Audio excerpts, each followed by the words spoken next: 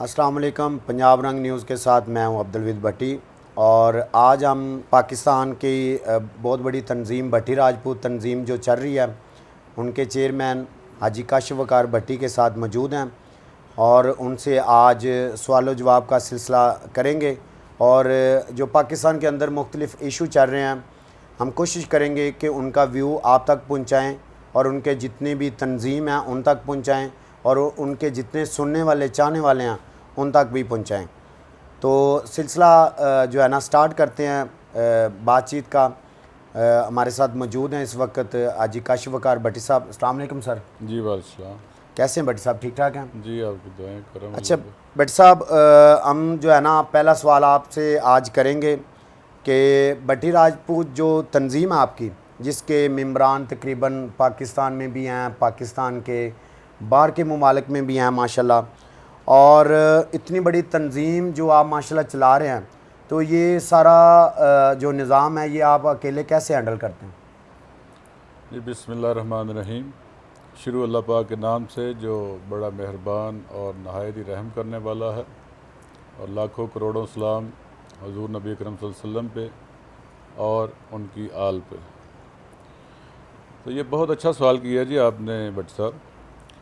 तो ये देखें, पहले नंबर पे तो ये मैं वाज़े करूं कि मैं अकेला नहीं हूं। अल्हम्दुलिल्लाह हमारा जो मिशन था पूरी अपने राजपूत भट्टी बरादरी को इकट्ठा करने का, अपने ब्लड को इकट्ठा करने का, उसमें हम देखें कि सारे पूरा वर्ल्ड देख रहा है कि हम कामयाब हो चुके हैं। आज कोई भी बंदा हमारे साथ शामिल होता है तो वो मेरे पास जब आता है तो वो समझ लें कि उसका पूरे वर्ल्ड पर अपनी बरादरी के साथ रब्ता हो जाता है। कहीं भी दुनिया के किसी कोने में भी वो कोई भी काम है वो काम ले सकते हैं जी। तो ये अल्हम्दुलिल्लाह जी हर ज़िले में ज़िला वाइज और तहसील लेवल पे, डिवीज़न लेवल पे हमने ये सदर हज़रात हैं जो हमारे अपने अपने इलाके में अपनी ड्यूटी सर अंजाम दे रहे हैं, और बड़े एहसन तरीके से माशाल्लाह बड़े अच्छे तरीके से सर अंजाम दे रहे हैं।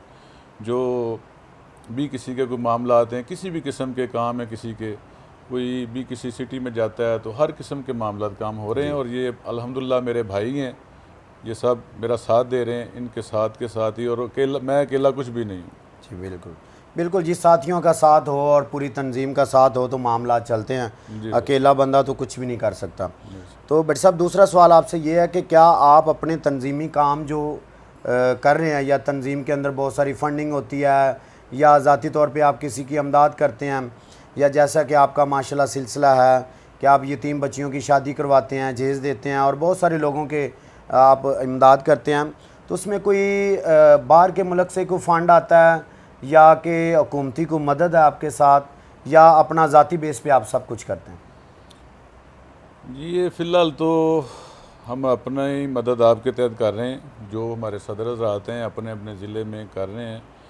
और जो बाहर की आपने इमदाद की हमें ऑफ़र हुई हैं, लेकिन हमने किसी को एक्सेप्ट नहीं किया जी। और ये फ़िलहाल अपनी मदद आपके तहत कर रहे हैं। जो भी हमारे सदर हज़रात हैं हर अपने पूरे पाकिस्तान में, बाहर के मुल्कों में भी हमारे जो मेम्बरान बैठे हुए हैं, जो अहदेदारान हैं, वो अपनी मदद आपके तहत हम कर रहे हैं। और हुकूमत से जो हमारे मिनिस्टर हैं उनसे मेरी बातचीत हुई है, हम इंशाल्लाह इनसे मदद लेंगे और इनको करना भी चाहिए, क्योंकि ये हम देखें ये जो हम काम कर रहे हैं और मेरे जो ये सदर हज़रात काम कर रहे हैं, ये हम एक अदालतों का और थानों का बोझ भी हम कम कर रहे हैं। बिल्कुल। ये पीछे एक हमारे SHO साहब बैठे हुए थे, तो उन्हें मैंने अपनी जब एक्टिविटी दिखाई तो वो देख रहे थे, उन्होंने कहा यार भट्टी साहब ये इतने 1000 के तकरीबन वो केस थे जो हमारे सदर हज़रात और मैंने जो अपने डेरों में लोगों के मामला हल किए हैं, वही जो हमने सुलह सफाई कराई है, जो मामला जो हल किए हैं वही थानों में जाने थे, वो पर्चे होने थे, आगे अदालतों में जाने थे,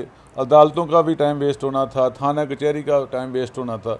तो वो जो पढ़े लिखे ऑफिसर हैं वो अल्हम्दुलिल्लाह हमें बड़ा एफिशिएट करते हैं। क्या बात कि यार ये आप हुकूमत का काम और ये कानून ये पुलिस का काम भी आप लोग कर रहे हैं।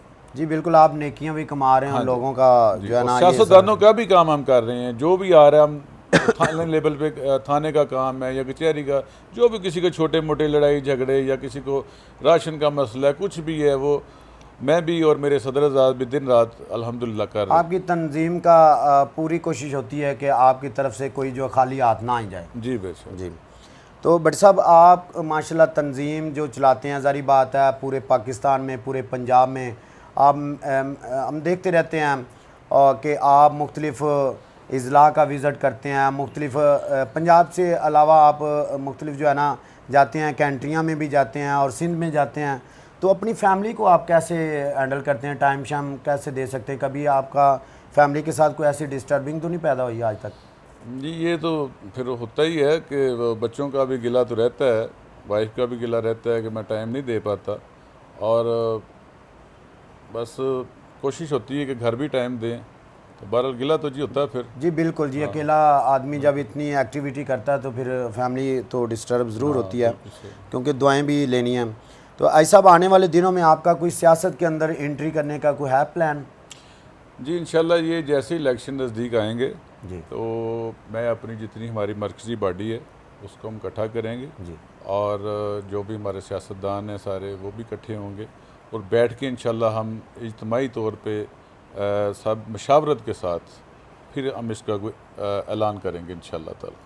अच्छा इस साहब, कश्मीर के हवाले से आपसे एक मैं सवाल करता चलूँ, क्योंकि आपकी तंजीम तकरीबन बाहर की कंट्रियों में भी है, कश्मीर में भी है, और उस हवाले से मैं ये पूछना चाह रहा हूँ कि वैसे तो बहुत लंबा ये प्रोसीजर है, चल रहा है बड़े अरसे से हमारा ये जो मोदी सरकार के साथ पाकिस्तान हुकूमती लेवल पे कश्मीर का झगड़ा चल रहा है, और आप इस पे क्या कहना चाहेंगे? पिछले दिनों में कुछ हथकंडे अपनाए हैं मोदी सरकार ने, अजीब से फैसले किए हैं, जिसमें तकरीबन कुछ 6 माह हो चुके हैं, हमारा जो कश्मीर है उसमें मुकम्मल वो जो लॉकडाउन भी है, और बहुत सारे मामलात हैं वहाँ पे, ज़्यादतियाँ की जा रही हैं, हमारी बेटियों के साथ उनको नोचा जा रहा है, बच्चों को मारा जा रहा है, तो सारे अदारे, बहुत सारी मार्केटें बंद हैं। तो इसके बारे में आप क्या कहना चाहेंगे कि मोदी ये जो काम कर रहा है उसमें आपकी तंजीम का क्या आपका किरदार है उसमें? जी, उसके लिए मैं अपनी हुकूमत को भी ये मैसेज देना चाहूँगा, और मोदी को भी मेरा ये पैगाम है कि ये अपनी औकात में रहे, और मैं अपनी हुकूमत को ये कहूँगा कि ये देखें कि हम हजूर नबी करीम सल्लल्लाहु अलैहि वसल्लम के ग़ुलाम हैं, हम कोई आम लोग नहीं हैं। और दूसरा, हमारी जो तंजीम है राजपूत भट्टी बरदरी की जी, तो आप देखें पीछे ये आप 700-800 साल तक पीछे जाएं तो हमारी राजपूत भट्टी बरदरी शातें देती आ रही है। हज़रत बाबा अब्दुल्ला उर्फ दुल्ला भट्टी हैं जो रहमतुल्लाह अलैह, उनके जो देखें उनके बाबा थे, बाबा फरीद रहमतुल्लाह अलैह, उनको भी शहीद किया गया, बाबा जी को शहीद किया। उनके पीछे भी मैं ज़्यादा हिस्ट्री में जाऊंगा तो आप देखेंगे 11 में से 9 निशाने इधर हम राजपूत भट्टियों के पास हैं। क्या बात? 4 हम भट्टियों के पास हैं, और बाकी ये अपना टोटल हमारे राजपूत, क्योंकि राजपूत भी हमारे ही ब्लड हैं, हमारी बरादरी है, तो 9 निशाने इधर हमारे पास हैं। क्या बात? तो ये अगर हुकूमत से नहीं ये मामला हल होता तो ये हमें हुक्म करे तो मैं सिर्फ 2 दिन का टाइम लूँगा। ये गाय का पेशाब पीने वाले ये कहीं उधर दिखाई भी नहीं देंगे इंशाल्लाह ताला, और उधर हमारा पाकिस्तान का झंडा इंशाल्लाह हम लगाएंगे। क्या बात है जी, बहुत अच्छा मैसेज आपने दिया। तो बलूचिस्तान के अंदर जो हमारे पिछले दिनों में फ़ौजी शहीद हुए हैं, और उनमें भट्टी राजपूत जो है ना बरादरी के काफ़ी सारे हमारे शहीद भाई थे, तो उनके बारे में आप क्या कहना चाहेंगे? जी बिल्कुल, मैं उस पर बड़ा मैं गहरा अफसोस है। अल्लाह पाक उनके दर्जात बुलंद फरमाए। हम सब भट्टी बरादरी और सब मुसलमान उनके लिए दुआ गो हैं। और उसमें जनाब जो मेजर नदीम भट्टी साहब हैं जो वो हमारे साथ शामिल थे, हमारे MNA हैं शौकत भट्टी साहब, मेहंदी हसन भट्टी साहब के बेटे, और हमारे तहसील नादम खड़े हो रहे हैं अपना सिकंदर नवाज भट्टी साहब, उनके वो कज़न थे, वो हमारे साथ माशाल्लाह शामिल हैं, सारे हमारी बरादरी हैं, हमारा ब्लड हैं। तो उसके लिए हमें जी बड़ा गहरा अफसोस है, और मतलब वो कमी पूरी नहीं हो सकती नदीम भट्टी साहब वाली। उनके साथ 6 जवान भी शहीद हुए हैं, और कल फिर ये 7 जवान हमारे शहीद हुए हैं।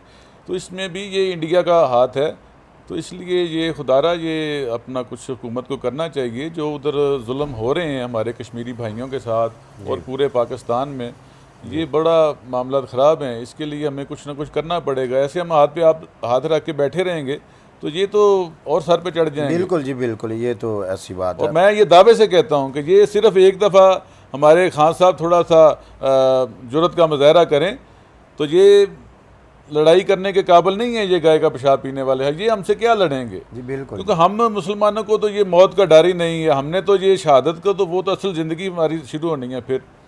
को शहीद को तो मौत आती नहीं है।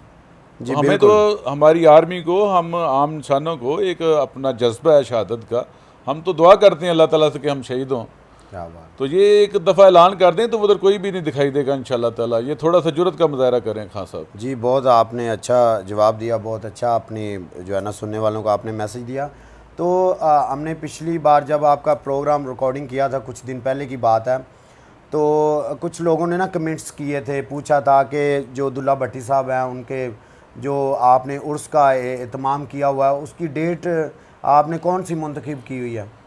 जी ये देखें कि उनकी जो डेट है ना, वो उनका जो यौम शहादत हम मनाते हैं वो 26 मार्च ही है। और इस दफ़ा हमने देखें हुकूमत के साथ हमने तावन करना होता है, जो भी हुकूमत हमें अहकाम देती है जी हम उसके मुताबिक चलते हैं। बिल्कुल। तो ये हुकूमत ने लॉकडाउन किया तो ज़ाहिर बात है हम तो खुद सब लोगों को अवेयरनेस कर रहे हैं कि यार ये आप सब लोग हुकूमत के साथ तावन करें, इसलिए हमने उसको डिले किया है। जैसे ही हुकूमत हमें अगर ये अगली 26 मार्च से पहले ही अगर लॉकडाउन ख़त्म हो जाता है तो हम उससे पहले भी करवा सकते हैं, ज़बरदस्त। नहीं तो इंशाल्लाह फिर ये नेक्स्ट 26 मार्च को होगा। और हुकूमत लॉकडाउन के खत्म हो जाए, साथ बिल्कुल। लॉकडाउन ख़त्म हो गया तो पहले भी हो सकता है। अच्छा, डिले लॉकडाउन की वजह से हुआ है? लॉकडाउन की वजह से हुआ है। अच्छा भट्ट साहब, पिछले दिनों में तो आपको पता तकरीबन 2 माह से लॉकडाउन जारी है, तो ये जो 2 दिन पहले फ़ैसला हुआ है कि ये ईद वाले दिनों में मार्केटें हुकूमत ने जो है ना वो खोलने का फ़ैसला दिया, मॉल सेंटर वगैरह, ट्रांसपोर्ट, तो आप इसको क्या कैसे देखते हैं कि आपकी नज़र में ये अच्छा फ़ैसला इन्होंने किया है? क्योंकि एक तरफ वो जो है ना कोरोना का मसला है, दूसरी तरफ लॉकडाउन था, हुकूमत अपनी जगह पे जो भी फ़ैसला जारी बात करती है तो पूरी पब्लिक को नज़र में रख के करती है। तो आपको क्या लगता है ये चंद दिनों के लिए जो मार्केटें खुली हैं ये सही हुआ है? ये भट्टी साहब देखें, आप बिलीव करें कि इतने मसले मसाइल हैं कि जो हमारे सदर हजरात हैं हर ज़िले में मुझे ये कॉलें करके बताते हैं कि लोग ख़ुदकशियों तक आ गए हैं जी। और बहुत ही ज़्यादा मसले मसाइल हैं कि हम गुर्बत की वजह से। गुर्बत की वजह से। तो ये मैं समझता हूँ कि हुकूमत का, ये खान साहब का बड़ा अच्छा फ़ैसला है कि उन्होंने खोल दिया कि लोग वैसे ही भूख से मर रहे हैं। जी तो अब हम लोग भी कितनी देर तक राशन देंगे उनको, या हुकूमत ने भी 12,000 दिया है तो वो 12,000 कब तक चल सकता है? बिल्कुल। तो इसलिए ये बड़ा अच्छा फ़ैसला है हुकूमत का और मैं इसको एप्रिशिएट करता हूँ। ज़बरदस्त। और बस ये है कि आवाम से भी मेरी अपील है कि ये हुकूमत के साथ तावन करें और जो उन्होंने सिस्टम बताया उसके मुताबिक ये दुकानें खोलें, दुकानदार हजरात भी, और जो आवाम है वो भी उसके मुताबिक टाइमिंग के हिसाब से हुकूमत से तावन करेंगे और जो भी वो मामला है उसके मुताबिक करें जैसे हुकूमत बता रही है और तावन करें। जी बहुत शुक्रिया। हाजी काशिफ वकार भट्टी राजपूत तंजीम के चेयरमैन हमारे साथ तशरीफ़ नुमा थे। इन्होंने बहुत अच्छी गुफ्तगू की, इन्होंने बहुत अच्छे मैसेज दिए आवाम को और मौजूदा हुकूमत को भी बड़ा अच्छा इन्होंने मैसेज दिया, मोदी सरकार को भी अच्छा दिया मैसेज, ताकि इनकी तंजीम का एक ही जो है ना वो यही इनका पैगाम होता है कि ये अमन पसंद एक तंजीम है और सबको अमन की ही राय देते हैं। और इनका शुक्रिया भट्ट साहब, आपका शुक्रिया अदा करते हैं कि आपने इतना कीमती टाइम में से टाइम दिया। और इंशाल्लाह हम एक नए प्रोग्राम के साथ, एक नए चेहरे के साथ दोबारा हाज़िर होंगे। तब तक के लिए अल्लाह निगहबान।